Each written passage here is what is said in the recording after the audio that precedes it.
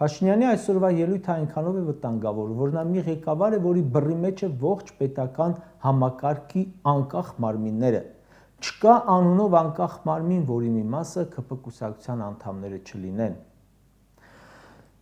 ԱՄՆ նախագահ Դոնալդ Թրամփի վերջին ընտրություններից հետո տասնյակ որոշումներ Միացյալ Նահանգների դատախազությունը դատաները բեկանել են։ Թրամփի որոշումները։ ՀՀ գլխավոր դատախազ Աննա Վարդապետյանը կարող է չեղարկել Նիկոլի որևէ որոշում։ Տեսականորեն այո, բայց միայն տեսականորեն։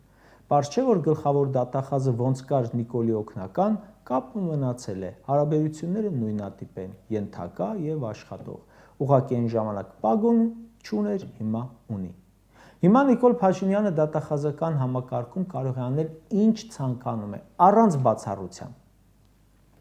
Հայաստանի Հանրապետությունում արդարադատության նախարարությունը հենց անունն իսկ կոչվում է, որ պետք է արդարադատություն իրականացնի, լինի անաչառ։ Ով է արդարադատության նախարարը։ Նիկոլ Փաշինյանի թիմակից Սրփուհի Գալյանը։ Վերջ, այսքանով ավարտվեց։ Արդյոք չպետք է մոռանալ արդարադատության մասին։